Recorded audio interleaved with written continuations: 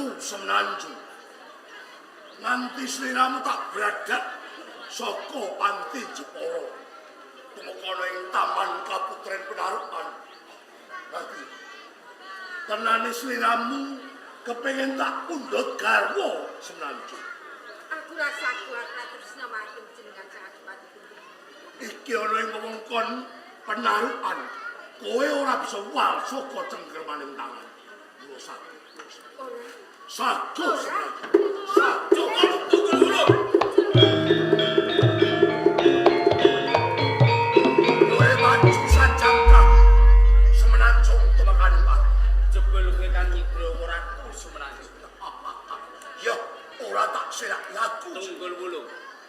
Teka ngono Kadipaten Penarukan. Arsa nderekake kondur Ratu Semenanjung. Kowe aja gemampang. Boyong kondur Ratu Semenanjung ana ing Kasultanan Pak. Bakal tak ulungake nanging ana syarat-syarat. Apa syaratnya Tunggul? Syaratnya siji Sultan Trenggono kudu rawuh ana ing Kadipaten Penarukan. Kapindho ora dikeparengake ngasta penderek lan ngasta piandel. Yen kuwi penjalumu bakal tak wujuti Tunggul. Bagus.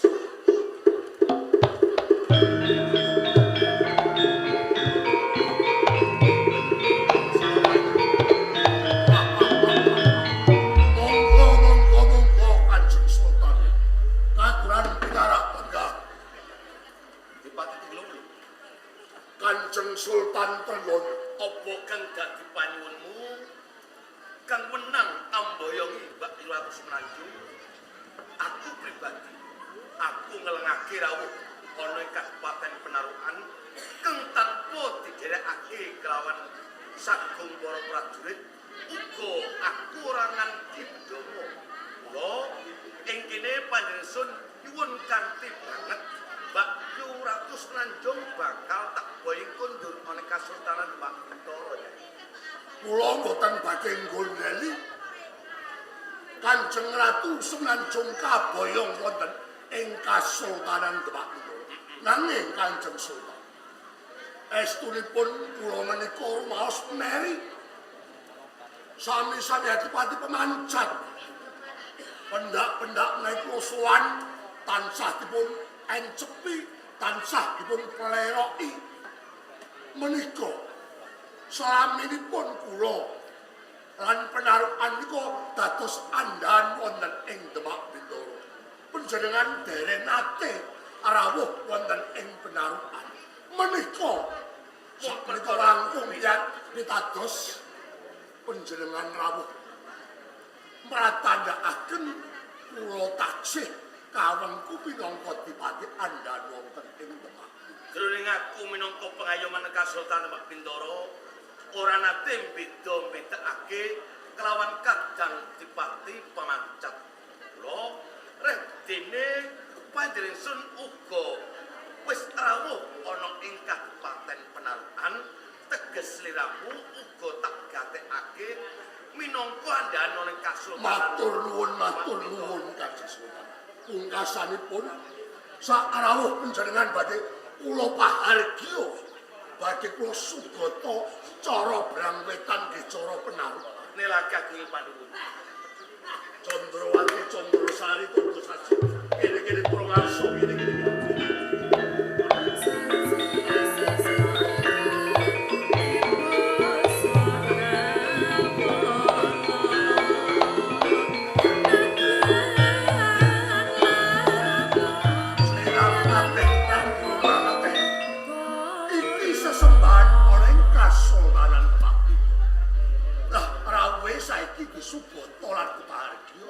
Unjukan kanggo ngangetake sarirane Kanjeng Sultan.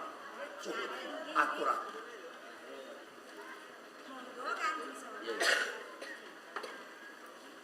Ya. Monggo sami sareng-sareng. Iki rak ora waragen. Oh, mboten. Ayo bebarengan ki minangka pakurmatan anggon ngurmati rawuh kuning Kadipaten Penaruh. Mekaten Rampung iki Mbak Yu Sumanjung ngarsa tak boyong ngono. monggo balik kaboyong wonten ing Kasultanan Demak. Panas. Panas.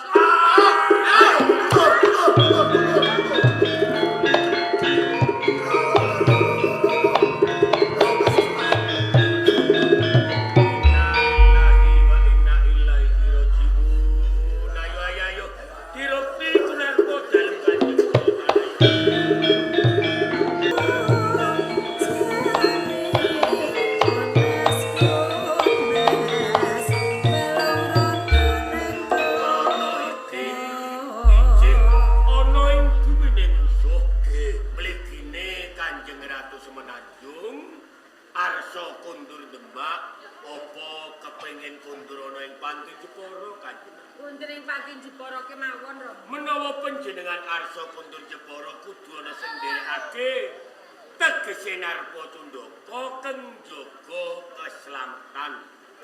Pilihan antaraning karebet lan penangsang Kanjeng Ratu. Menawi bab milih penderek kula pasrahaken kalian Ratu Kanyamat kemawon. Amat Ya, Bu. ketiban sampur milih penderek. Ger Kalyangan. Nggih, Rama. Wong tuwa bakal ngemotake yen milih narpa cundaka pendereke Kanjeng Ratu Sri Menanjung diati-ati. Milya satriya Demak sing gagah perkasa kaya ta Harya Penangsang. Iso terang bundaki monggo. Wis, aku wis percaya karo Kalinyamat, wasis nak perkara milih penderek. Po, laras ngendikanipun Rama Kudus, Ya. satriya ingkang nderekaken Wus Semenanjung kedah satriya ingkang tangguh. Iya, Jawab ya. pengan kados Dimas Penangsang. Pramila ingkang kula pilih dados penderek dalem boten sanes Dimas karebet, Po.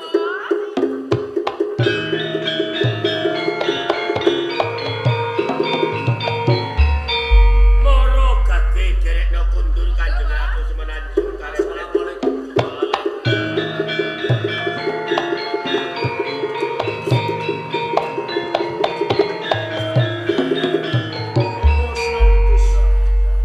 Niki cetha badhe cabar gegayuhan kula. Anggen kula kepengin jeneng sultan pun kening Kasultanan dinten. Ora usah sumelang.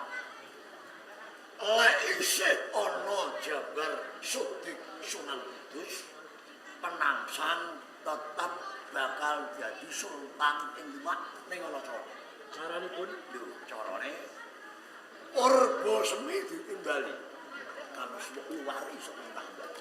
Paringi pusaka ligan. Dan supaya buntuti lakuning karebet paten ngoten. Ya. Prabu Semi. Nggih. Nggih, matur dawuh.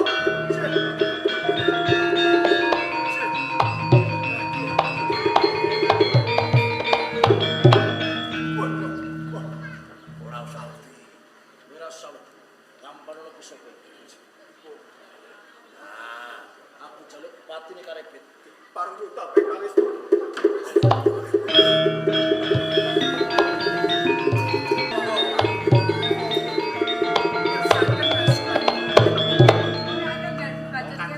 Monggo-monggo. Mati.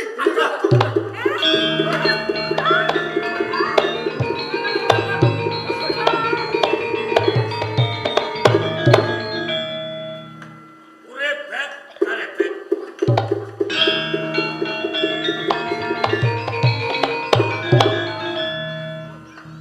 Musuhmu lawas golek ana karebet. Golek. Prabu Sri Madun. Kapas Penangsang. Yen bewani karo karebet Joko Tingkir ora sah tabuk silit tangan. Ayo, adepon iki karebet kanthi watehe satriya. Yen ngono ae bukteking papan kene karebet. Aji lorong toko.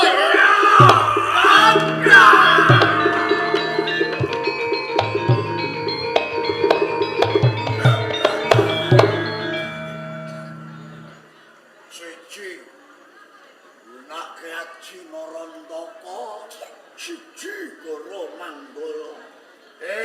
Menangsang gawe amurung rambung tangi.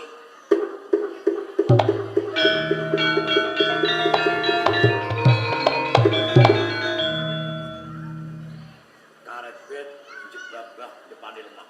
Sowan Demak dadi sultan ingkang Kosek bareng-bareng. Karebet di ayo dijak bali karebet. Ayo. Iya, dalah ngene neh. Urip-bet, urip.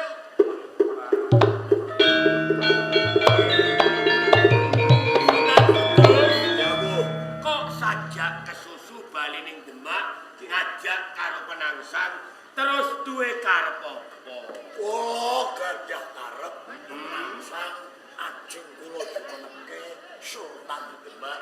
Penangsang dadi sultan. Nggih. Mongko jumeneng sultan kuwi kudu kecundukan Partisara Kasultanan Demak Bintoro. Sampun. Tenan. Nggih, Lah gadah pikukuh Partisara Demak niki. oh, kuwi to. Ya jajal dibuka terus diwaos bener Partisara apa ora. Restu niki Partisara. Kabeh kuwi rak yo kari buktine to. Dengan mirengaken nek boten percaya. Ya. Layang apa kuwi? Surat keterangan atas nama Bapak Sardi Rebes telah membeli seekor sapi. Duh. Sapi. Wah. Dengan harga 25 juta dibayar tunai. Cukup. Lak dadi salah to. Ngono kok jare Partisara Demak, jebulane kok malah layang sapi. Terus Partisara Demak tilaran dalem Kanjeng Sultan Babah Patah ya Panembahan Palembang kang wis ditapak asmane iki wasiat dalem marang sapa Wedra Demak ingkang ketundukan Partisara tembe bakal dadi ratu tanah Jawa. Mula Partisara Demak iki bakal tiba nyang tangane Karebet.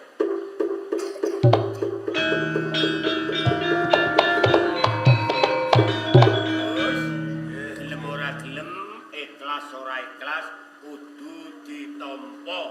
Nggih, Suruteng Demak sedane Sultan Trenggono teges rampung pemerintahan lan kajayan ing Demak kabeh kuwi mau condong marang ramalane para pujangga tanah Jawa.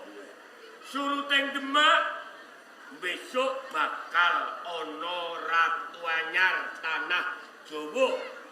Ibarat kebo mulih nyang kandange panguwasa ratu tanah Jawa bali nyang kerandah Mojopahit darah pengging anak kebo kenongo Karebet Joko Tingkir.